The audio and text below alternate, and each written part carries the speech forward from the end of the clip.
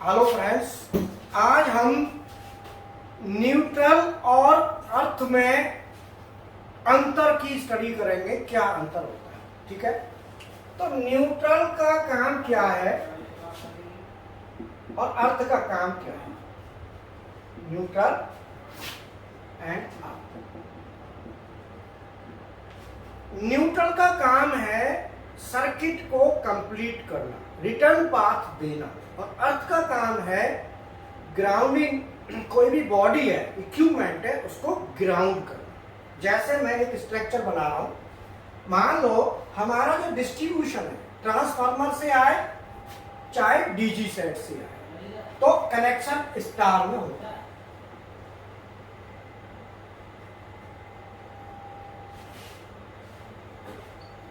ये हमारा कनेक्शन हो गया स्टार में।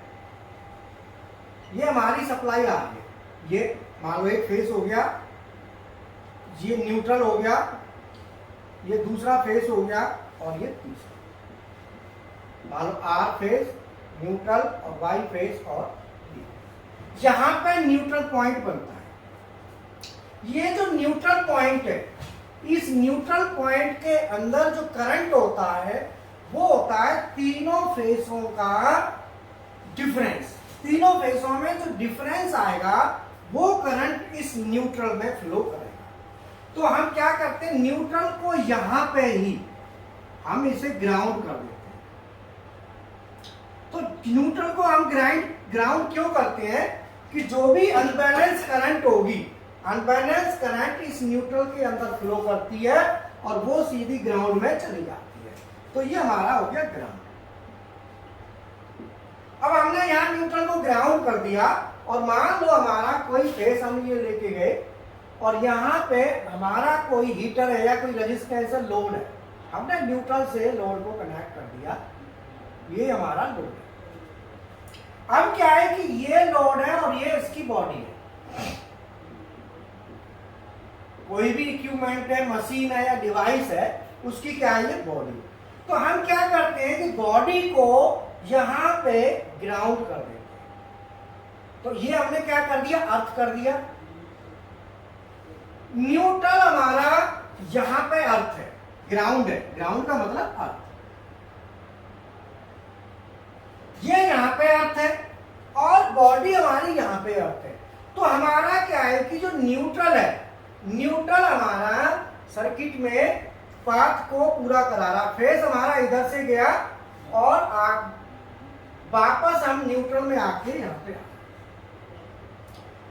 तो न्यूट्रल का काम क्या है, सर्किट को कंप्लीट करना। मींस जो फ्लो है, इस फ्लो को रिटर्न पाथ देना। और हमारा अर्थ क्या है, ये हमारी बॉडी को ग्राउंड करना। अगर मान लो, अब इसका रोल क्या है, बाय द वे फेस की तार यहां से और बॉडी से टच हो जाए तो हमारी पूरी बॉडी में करंट आ जाएगा। जो करंट आएगा वो यहाँ पे ग्राउंड में चला जाएगा और ह्यूमन सेफ्टी हो जाएगी। क्यों कि जैसे ही इसमें हमारा कनेक्शन बनेगा तो सर्किट के अंदर क्या होगा, करंट एक साथ बढ़ेगा। जब करंट बढ़ेगा तो मान लो I बराबर होता है V/R। अब V कितना है, फेस, और मान लो R फेस है, तो R फेस है, तो मान लो इसके बीच में 220 वोल्ट है। तो हमारा जो करंट होगा, अगर हमारा ग्राउंड हो गया बॉडी में, तो करंट की वैल्यू होगी 220 बटे, अब R क्या है, इसका लोड का रेजिस्टेंस नहीं, R मींस इसका रेजिस्टेंस। तो इस लाइन का जो रेजिस्टेंस होता है वो पॉइंट ओम में होता है। मान लो 0.1 ओम या 1 ओम ले लो, 0.1 ओम, और ये हमारा करंट हो जाएगा 2200 एम्पियर। अगर 0.1, अगर ये 1 ओम है तो 1 ओम भी रेजिस्टेंस होता है यहां से लेके यहां तक का। ये कंसीडर होगा जो पाथ आ रहा है यहां तक। मान लो 0.5 ओम है तो ये आ जाएगा 5 चौक के 20, 2200 एम्पियर, 450 एम्पियर। और अगर ये 1 ओम है तो 220 वोल्ट बटे 1.0, सो 220 एम्पियर। तो अल्टीमेटली क्या है, कि हमारा जो करंट है वो एक साथ बहुत करंट बढ़ेगा। अब मान लो लोड हमारा कितना है, 1 किलोवाट का कोई हीटर है, तो नॉर्मल में करंट कितना होगा, 1 किलोवाट के हिसाब से होगा। तो अल्टीमेटली क्या है कि जैसे ये ग्राउंड में चला गया तो ये भी अर्थ है। न्यूट्रल का काम क्या है कि सर्किट को पूरा करता है। न्यूट्रल बोर्ड कहीं भी अर्थ, बीच में कहीं भी अर्थ नहीं होना चाहिए। अगर मान लो न्यूट्रल हमेशा यहाँ पे ही अर्थ कराना है, इसके बाद कहीं भी अर्थ से कनेक्ट नहीं होना चाहिए। उसका कारण, मान लो आपका न्यूट्रल यहां से ब्रेक हो गया, यहां से जैसे ही न्यूट्रल ब्रेक हो गया तो समझ लो यहां तक इसमें फेस आ गया। अगर मान लो न्यूट्रल यहां पे कहीं भी बॉडी से टच है, यहां पे कहीं भी, और बॉडी से ये टच है यहाँ पे, तो अब आप देखो न्यूट्रल अगर आपका बॉडी से टच है तो हमारा जो सर्किट है, वो यहां से होता हुआ और यहां से होता हुआ वो ग्राउंडिंग में जाएगा। तो हमारा क्या होगा, ये फेस पूरे इसमें चला जाएगा अपने आप। तो अल्टीमेटली न्यूट्रल को कभी भी ध्यान रहे कि बॉडी से टच नहीं होना चाहिए। कई बार क्या करते हैं, अर्थ और न्यूट्रल को एक ही कर देते हैं, ऐसा कभी नहीं करना है। न्यूट्रल अर्थ से मिलाना नहीं है। न्यूट्रल की अपनी अर्थ यहां पे चाहिए, ध्यान रखना। न्यूट्रल को अर्थ यहां चाहिए जहां ट्रांसफार्मर या जनरेटर है, वहां अल्टरनेटर पे, वहां नहीं देना। बॉडी से टच न्यूट्रल नहीं होना चाहिए। अगर टच हो गया कहीं भी, मान लो बॉडी से यहां न्यूट्रल टच है, तो अल्टीमेटली क्या होता है कि ये जो सर्किट का पाथ है वो हमारा कुछ इधर भी आएगा, कुछ उधर जाएगा। अल्टीमेटली बॉडी में करंट आ सकता है। और मान लो ये यहां से टूट गया, ब्रेक हो गया, तो समझ लो सारा ही गड़बड़ है, फिर तो सारा सर्किट यहीं से पूरा होगा। और अगर हम मशीन पे हाथ लगाए बाई दावे और उस समय मान लो अर्थिंग ब्रेक हो गई, किसी भी कारण से अर्थिंग ब्रेक हो गई और न्यूट्रल बॉडी से टच है, तो सीधा सीधा है इस पूरी बॉडी में करंट है। अगर आप इसे टच करेंगे और आपने टच किया और आपका जमीन से अर्थ मिला, तो करंट आपके थ्रू ग्राउंड में जाएगा। इसीलिए अर्थिंग मजबूत होनी चाहिए। अगर आप इसको टच भी करें तो आपको इफेक्ट ना हो, यह आपने ध्यान रखना है। दूसरी बात, न्यूट्रल और अर्थ के बीच में voltage between neutral and earth is equal to 1.5 से 2.5 वोल्ट होना चाहिए। अगर इससे वोल्टेज कम है, 0 है, तो ध्यान कर लो कि आपका न्यूट्रल इस अर्थ से कहीं न कहीं जाके भिड़ रहा है। तुरंत उस पर एक्शन लो। जो भी सप्लाई का न्यूट्रल है, ये अर्थ से, जो आप अर्थ बॉडी की अर्थ करते हो, इससे मिलना नहीं चाहिए, नहीं तो खतरा है। जो मैंने बताया, दोनों के बीच में इतना वोल्टेज आना चाहिए। अब ये वोल्टेज क्यों आता है, उसका कारण है। अभी देखो, मान लो न्यूट्रल का यहां पे और यहां पे ग्राउंड, इसके बीच में मैं वोल्टेज चेक करता हूं। तो इसके बीच में वोल्टेज चेक करूंगा तो 1.5 से 2.5 वोल्ट होना चाहिए। वो क्यों होगा, ये जो न्यूट्रल की तार है वो अर्थ यहां पे है, यहां पे 0 वोल्ट है। अर्थ का मतलब 0 वोल्ट, और ये यहां पे 0 वोल्ट है।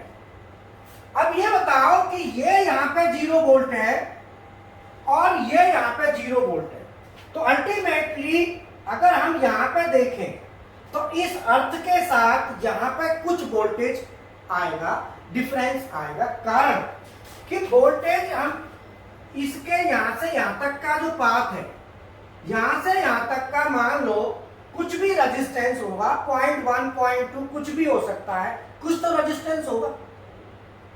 जो रेजिस्टेंस होगा तो यहाँ पे यहां से यहां तक का जो वोल्टेज ड्रॉप होगा, वोल्टेज ड्रॉप होगा, वो हमारा हो जाता है आई आर। अब आई हमारा मान लो 10 एम्पियर करंट है और आर हमारा 0.1 है,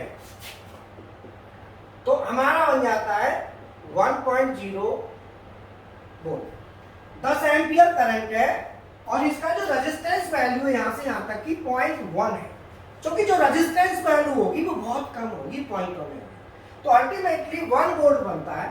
तो हमारा यहाँ पे जो वोल्टेज शो करेगा वो 1 वोल्ट शो करेगा।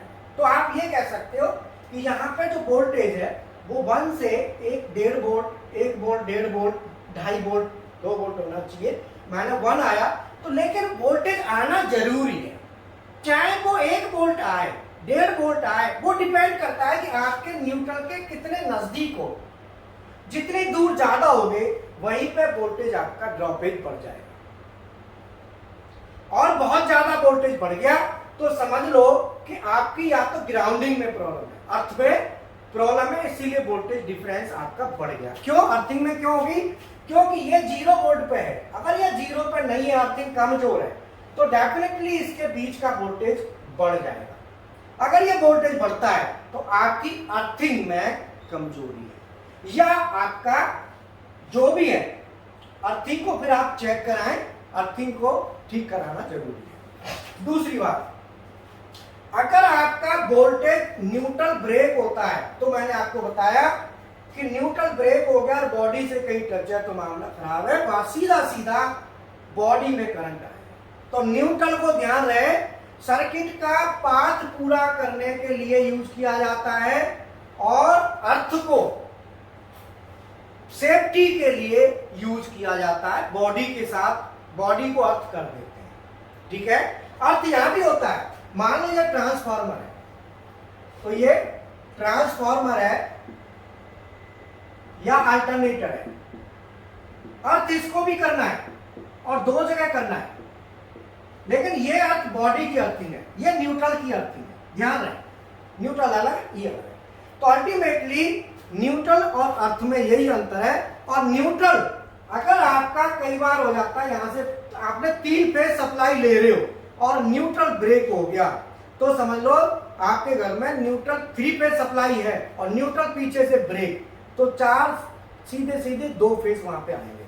तो फ्रेंड्स यही न्यूट्रल और अर्थ के बीच में अंतर है, जो मैंने बताया। अगले वीडियो में बताऊंगा कि अगर हमारा अर्थ न्यूट्रल ब्रेक हो जाए तो कितना वोल्टेज होता है, वो मैं नेक्स्ट वीडियो में सर्किट बना के कवर करूंगा। तो मैं आपको बता दूं, हमारे कोर्सेस हैं, पिछले 15 साल से हमारा ट्रेनिंग चल रही है और मैं खुद पढ़ाता हूं, और 15 साल मेरा इंडस्ट्रियल एक्सपीरियंस है, मेंटेनेंस मैनेजर रहा हूं मैं।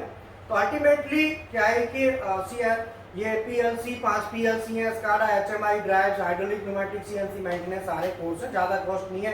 साथ ही साथ CNC प्रोग्रामिंग, BMC प्रोग्रामिंग के कोर्स भी है, डेल के AutoCAD भी है, उनके भी ज्यादा कॉस्ट नहीं है। CNC program, BMC program, Dell के AutoCAD, ये करीब 5-6 हजार रुपए का करीब पड़ता है। तो अल्टीमेटली अगर आप ऑनलाइन ऑफलाइन दोनों हमारे पास ऑप्शन है, अगर आप चाहें तो ज्वाइन कर सकते हैं। और वीडियो आपको अच्छा लगे तो आप लाइक करें, शेयर